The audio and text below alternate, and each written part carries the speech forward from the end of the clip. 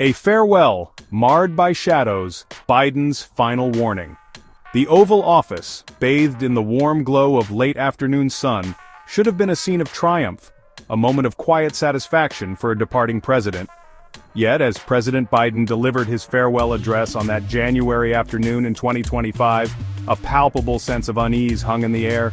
His words, though measured and resolute, carried the weight of unfulfilled promises, of battles fought and lost.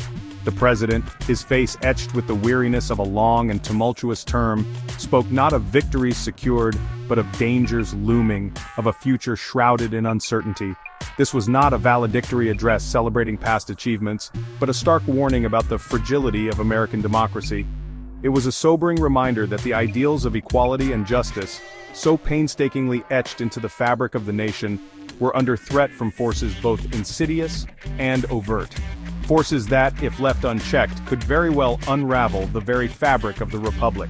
Biden's warning was two-pronged, aimed at what he identified as the twin threats to American democracy: the rise of a powerful oligarchy and the unchecked influence of the tech-industrial complex.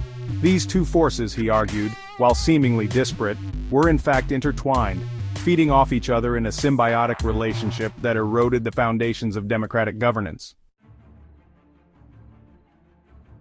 The iron grip tightens, oligarchy, and the erosion of democracy. The president's first target was the growing concentration of wealth and power in the hands of a select few. He spoke with unusual bluntness about the danger posed by this new oligarchy, warning that it threatened to undermine the very principles of equal opportunity and social mobility that had long defined the American dream. For too long, he declared, we have allowed the gap between the wealthy and everyone else to grow into a chasm that threatens to swallow the very soul of this nation. He cited statistics painting a grim picture of economic inequality, a picture that had only darkened during his time in office. The wealthiest 0.1% of Americans, he pointed out, now held more wealth than the bottom 50% combined, a level of disparity unseen since the Gilded Age. This concentration of wealth, he argued, translated into a concentration of power, with the ultra-rich wielding disproportionate influence over the political process, shaping policies to benefit themselves at the expense of the common good. Biden argued that this oligarchic class, driven by insatiable greed, posed a direct threat to democratic institutions. They used their vast fortunes to bankroll political campaigns, effectively buying the loyalty of elected officials. They poured money into lobbying efforts, ensuring that their interests were always prioritized over the needs of ordinary citizens. And they leveraged their control over media outlets to shape public discourse, drowning out dissenting voices and promoting narratives that served their own narrow agendas. The algorithms of division tech giants and the fragmentation of truth.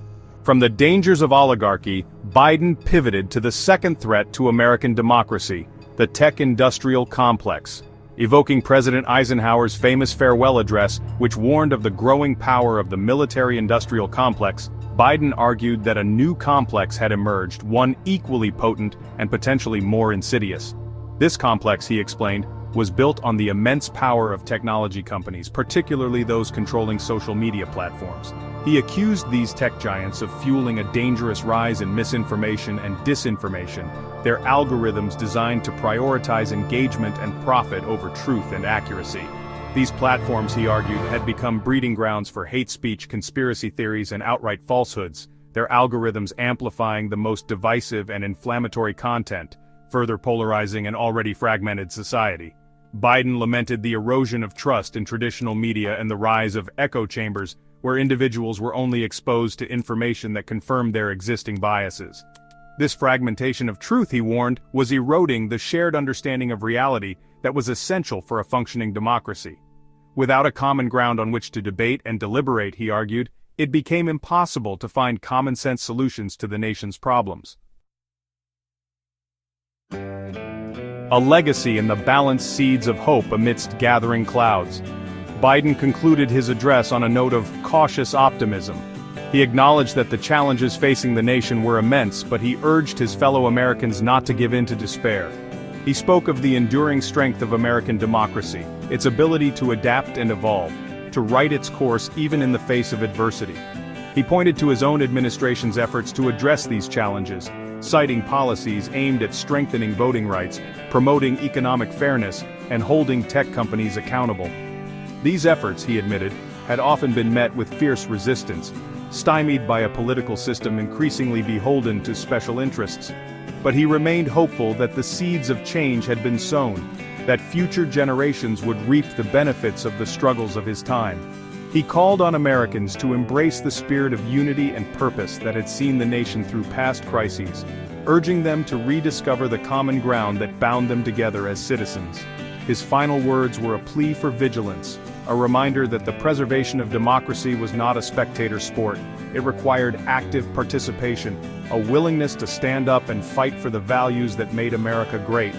The future of our democracy, he declared, rests in your hands. Do not let it slip away.